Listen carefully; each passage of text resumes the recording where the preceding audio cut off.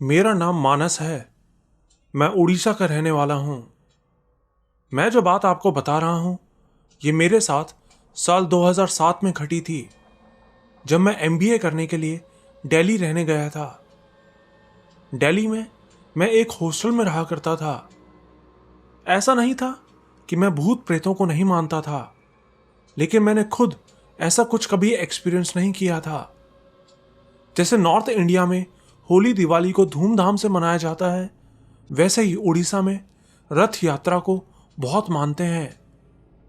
मैं दिवाली के टाइम पे हॉस्टल में ही रहना चाहता था, लेकिन मुझे ये नहीं पता था कि हॉस्टल में दिवाली के टाइम पर कोई नहीं मिलेगा, क्योंकि मैं नॉर्थ इंडिया के कल्चर से अनजान था। तो दिवाली के दिन ही मैं उड़ीसा से दिल्ली अपने हॉस्टल में वापस आ गया था। हॉस्टल पहुंचा तो देखा कि पूरा हॉस्टल खाली था। केयरटेकर से पूछा तो वो बोला कि आप इस टाइम यहां क्यों आ गए? दिवाली में कौन घर से आता है? सब स्टूडेंट्स अपने अपने घर गए हुए हैं। मेरा रूम हॉस्टल के टॉप फ्लोर पर था। मैं अपने रूम में जाने लगा। मुझे अच्छे से याद था कि जब मैं घर गया था तो मैंने रूम की खिड़की और दरवाजे को अच्छे से बंद किया था। पूरा हॉस्टल बिल्कुल खाली था, केयरटेकर के अलावा और कोई भी नहीं था। इसलिए मुझे हल्का हल्का सा डर भी लग रहा था। ऊपर पहुंच के मैंने फ्लोर की लाइट ऑन की और फिर अपने रूम का दरवाजा खोल के अंदर चला गया। रूम में जाने के बाद भी मैंने अच्छे से दरवाजा बंद किया था।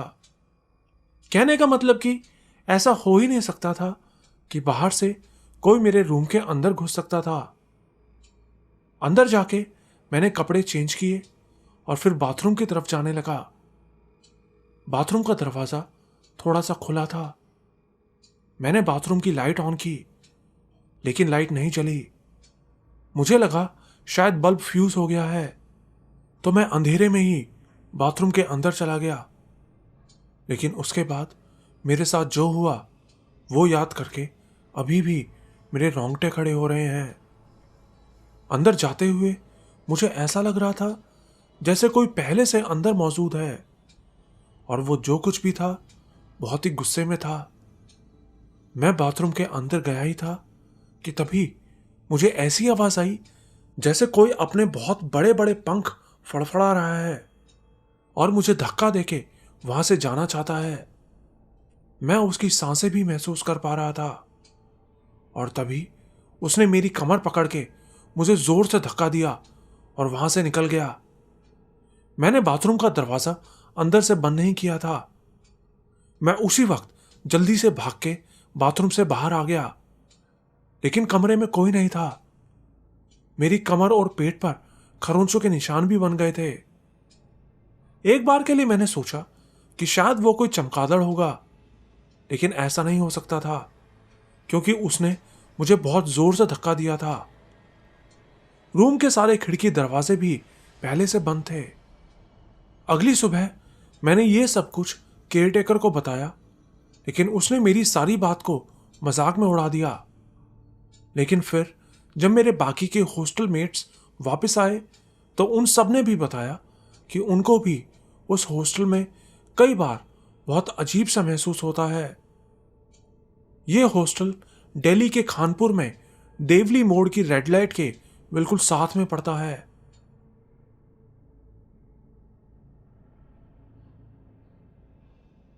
मेरा नाम अनस है। मैं यूपी के ललितपुर का रहने वाला हूं।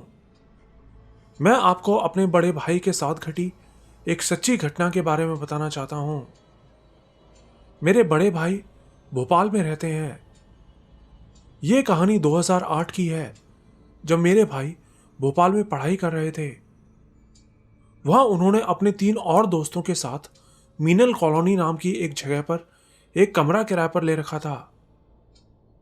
नए मकान में जाने के बाद शुरू के 10-15 दिन तक तो सब कुछ नॉर्मल रहा, लेकिन फिर उनके दोस्तों को हर रात कमरे से किसी बच्चे की आवाजें सुनाई देने लगीं।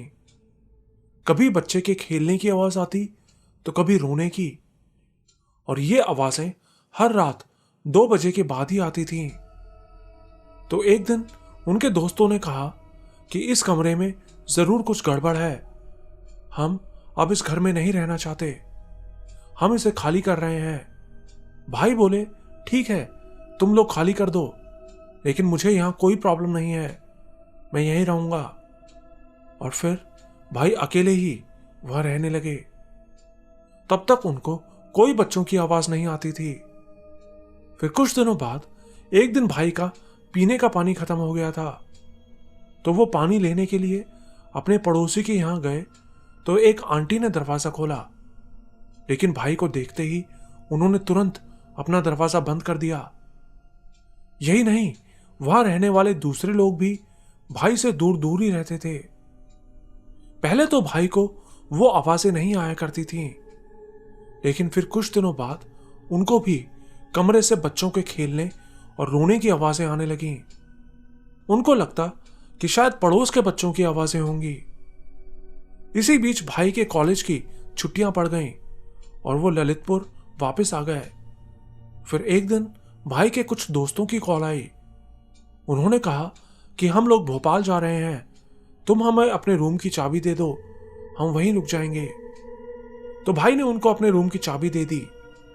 लेकिन फिर 2 दिन बाद ही उनके उन दोस्तों की फिर से कॉल आई।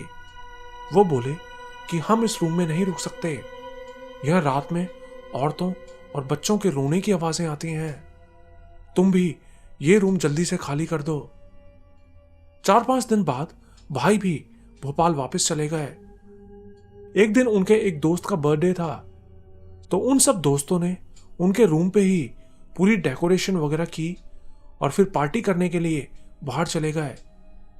लेकिन फिर जब वो लोग रूम पे वापस आए तो देखा कि पूरा रूम खराब हो गया था, सारी डेकोरेशन खराब कर दी गई थी। तो भाई ने तुरंत ओनर को कॉल किया, बोला कि हम तुम्हारी पुलिस कंप्लेंट करवा रहे हैं, तुमने हमारी परमिशन के बिना रूम में घुस के हमारा सारा सामान खराब कर दिया। तो ओनर बोला कि हम लोग तो अभी इंडिया में ही नहीं है।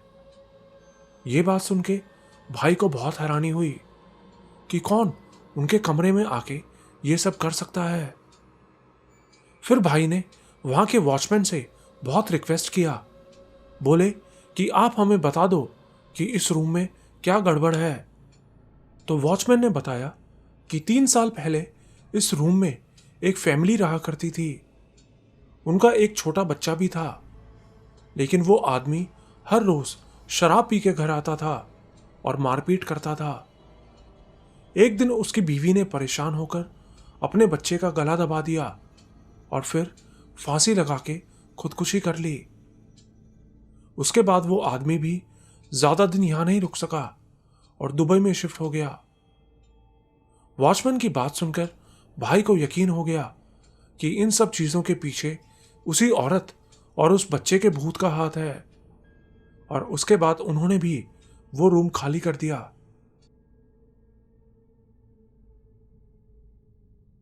मेरा नाम खुशी है, मैं झारखंड की रहने वाली हूं। मैं जो बात आपको बता रही हूं, ये घटना कई साल पहले मेरे दादाजी के साथ घटी थी।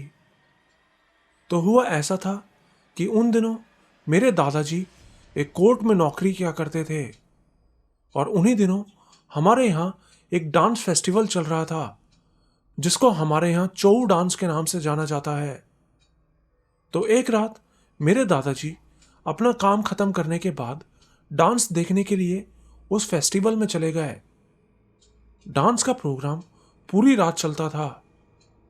डांस देखते देखते कब रात के 1 बज गए पता ही नहीं चला। फिर रात में ही दादाजी अपनी साइकिल से घर की तरफ निकल पड़े। रास्ते में उनको एक नदी पार करके जाना था। तो नदी के पास पहुंच के मेरे दादाजी साइकिल से उतरे और पुल पार करने लगे। पुल पर चलते हुए दादाजी थोड़ी दूरी गए थे कि उनको किसी ने पीछे से आवाज दी। वो किसी आदमी की आवाज थी। दादाजी ने पीछे मुड़ के देखा तो देखा कि कोई आदमी उनके पीछे पीछे आ रहा था। दादाजी ने उससे पूछा, कौन हो भाई? तो वो बोला, मैं सुरेश हूं, मैं आपके ही गांव में रहता हूं, चलो साथ में गांव चलते हैं। दादाजी ने सोचा कि शायद गांव का ही कोई आदमी होगा, तो दादाजी उसके साथ बातें करते हुए पुल पार करने लगे। लेकिन चलते हुए दादाजी ने नोटिस किया कि वो आदमी उनके सामने नहीं आ रहा था, बस पीछे पीछे ही चले जा रहा था। दादाजी ने पीछे मुड़ के भी देखा। वो उसको चलते हुए तो देख पा रहे थे, लेकिन उसका चेहरा नहीं दिख रहा था। दादाजी भी ज्यादा ध्यान ना देके बस बातें करते हुए पुल पार करने लगे। लेकिन फिर कुछ कदम दूर जाके दादाजी ने नोटिस किया कि वो आदमी कई देर से कुछ बोल भी नहीं रहा था। पीछे मुड़ के देखा तो देखा कि वो आदमी वहां से गायब था। दादाजी वैसे तो बहुत बहादुर इंसान थे, लेकिन उस वक्त उनको भी डर लगने लगा था। दादाजी ने जल्दी से नदी पार की और फिर साइकिल चलाते हुए आगे जाने लगे। आगे का रास्ता पेड़ों के बीच से होता हुआ कच्चा रास्ता था। दादाजी कुछ ही दूर गए थे कि उनको फिर से उस आदमी की आवाज सुनाई दी। इस बार वो आवाज एक पेड़ के ऊपर से आ रही थी। दादाजी ने पेड़ की तरफ देखा तो देखा कि एक आदमी पेड़ के ऊपर बैठा हुआ था। दादाजी ने उसका चेहरा देखा तो उनके होश उड़ गए। यह उनके गांव का ही एक आदमी था जिसकी कुछ दिन पहले मौत हो गई थी। दादाजी समझ गए कि यह कोई इंसान नहीं है। मेरे दादाजी पूजा पाठ वगैरह में बहुत रहते थे। उन्होंने उसी वक्त हमारी कुलदेवी और बजरंग बली का नाम लिया और तेजी से आगे बढ़ने लगे। लेकिन आगे जाते हुए उन्हें ऐसा लग रहा था जैसे कोई उनको पीछे खींच रहा है। फिर जब वो उस रास्ते से निकलने वाले थे तो उनको एक पेड़ से टहनी टूटने की आवाज आई और तभी उनको उस आदमी की आवाज फिर से सुनाई दी। आज तू बच गया क्योंकि तू अच्छा आदमी है और कोई शक्ति तुझे बचा रही है, नहीं तो मैं तुझे जरूर मार देता। उसके बाद दादाजी घर पहुंच के चुपचाप सो गए। लेकिन अगले दिन उनको तेज बुखार आ गया था, तो दादाजी ने एक ओझा को बुलाया। ओझा ने बताया कि वो इसी गांव का ही एक आदमी था जिसने कुछ दिनों पहले अपने आप को आग लगा के खुदकुशी कर ली थी। रात में वो दादाजी को मारना चाहता था, लेकिन हमारी कुलदेवी और बजरंग बली ने उनकी जान बचा ली।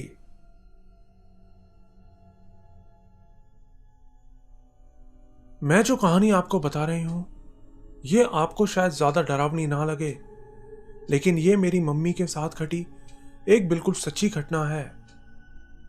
ये मेरी मम्मी के साथ तब हुआ था जब वो 11-12 साल की थी। उन दिनों वो लोग गांव में रहा करते थे और गांव में लोग टॉयलेट के लिए गांव के बाहर खेतों में जाया करते थे।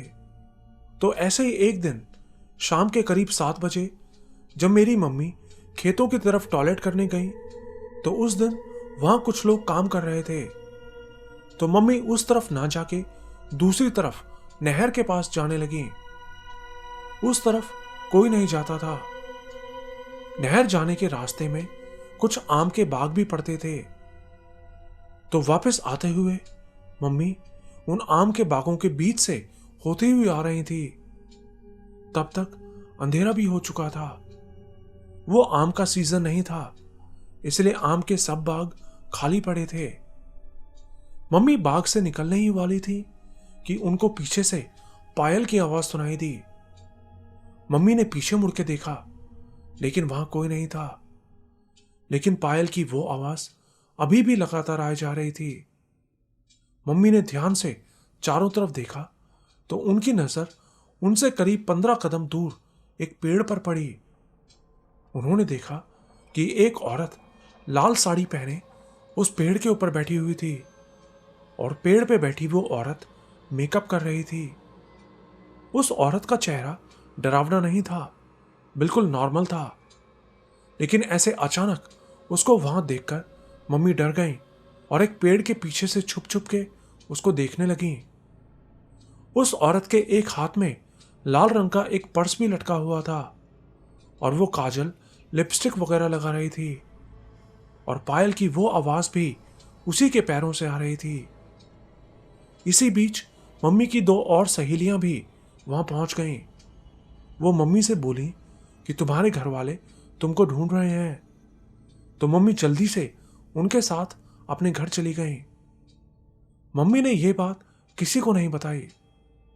लेकिन फिर कुछ दिनों बाद एक दिन जब मम्मी और उनकी सहेलियां उस बाग के आसपास खेल रहे थे, तो उन सभी को पायल की आवाज फिर से सुनाई देने लगी। उन सब ने नोटिस किया कि वो आवाज एक पेड़ के ऊपर से आ रही थी, लेकिन उस पेड़ पर कोई भी नहीं था, सिर्फ आवाज वहां से आ रही थी। और फिर वो आवाज तेज होने लगी। सब बच्चे छोटे थे, इसलिए किसी को समझ नहीं आ रहा था कि वहां क्या हो रहा है। और तभी पेड़ से एक सफेद कपड़ा नीचे आ गिरा। वो देख के तो वो सब इतना डर गए कि उसी वक्त वहां से भाग निकले। उसके बाद वो लोग फिर कभी उस बाग में खेलने नहीं गए।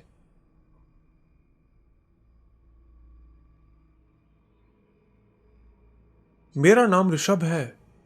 मैं झारखंड के देवघर का रहने वाला हूं। मैं जो बात आपको बताने जा रहा हूं, ये मेरे साथ तब घटी थी जब मैं 9th क्लास में पढ़ता था। उस साल हम पूरे परिवार के साथ अपने गांव में घूमने गए थे। हमारा गांव बहुत ही पिछड़ा हुआ था, इतना पिछड़ा कि वहां पर मोबाइल सिग्नल भी नहीं आते थे। साथ ही हमारे गांव में काला जादू जैसी चीजें भी बहुत हुआ करती थीं। इसलिए मेरी मम्मी को गांव जाना बिल्कुल भी पसंद नहीं था।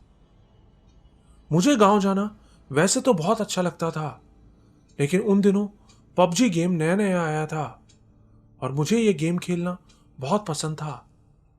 लेकिन गांव में मोबाइल सिग्नल ना होने की वजह से मैं ये गेम नहीं खेल पाता था। मैं इस बात से बहुत उदास था।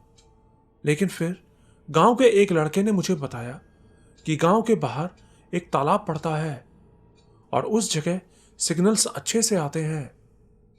मैं ये बात सुन के बहुत खुश हो गया और अगले ही दिन मैंने उस जगह जाने का फैसला कर लिया। फिर अगले दिन सुबह नाश्ता करने के बाद मैंने घर में झूठ बोल दिया कि मैं दोस्तों के साथ क्रिकेट खेलने जा रहा हूं, और फिर मैं अकेला ही उस तालाब की तरफ चला गया। उस वक्त सुबह के 10 बज रहे थे। तालाब पे पहुंचा तो वहां एक भी आदमी नहीं था। मैंने अपना फोन निकाल के देखा तो वहां अच्छे से सिग्नल आ रहे थे। मैं बहुत खुश हो गया। फिर मैं एक पेड़ के नीचे बैठा और गेम खेलने लगा। गेम खेलते खेलते टाइम का पता ही नहीं चला। 12:30 बज गए थे। मैंने सोचा कि अब घर जाना चाहिए।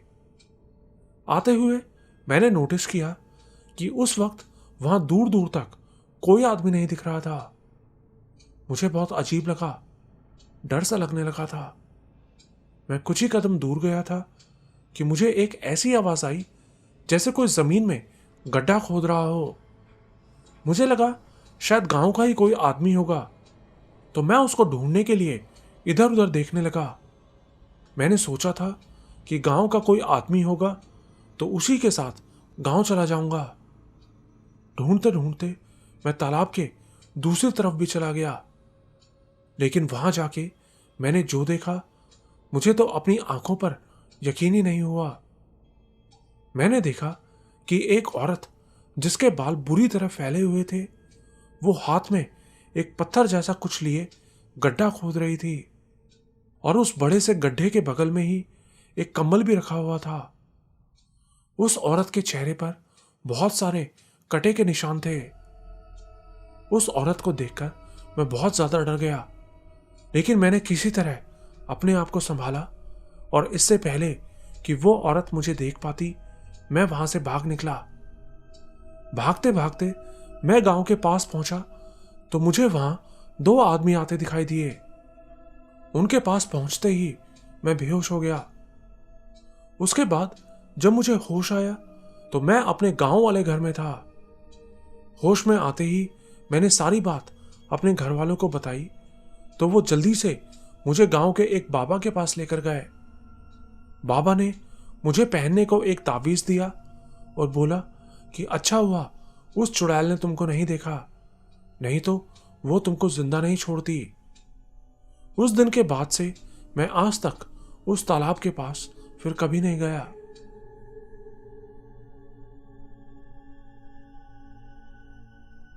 मेरा नाम मेहताब है। मैं वेस्ट बंगाल के कोलकाता का रहने वाला हूं। मैं जो बात आपको बताने जा रहा हूं, यह सब मेरी बहन की एक फ्रेंड के साथ हुआ था। यह 2 महीने पहले की बात है। मेरी बहन और उसकी फ्रेंड एक ही जगह कोचिंग किया करते थे, लेकिन एक बार उसकी फ्रेंड एक हफ्ते से कोचिंग नहीं आ रही थी, तो मेरी बहन अपनी कुछ फ्रेंड्स के साथ उसके घर अपनी फ्रेंड से मिलने गई, तो देखा कि उसकी फ्रेंड बिल्कुल बदल सी गई थी। वो पहले से बहुत ज्यादा पतली और कमजोर हो गई थी। उसके सिर के बाल भी बिखरे पड़े थे।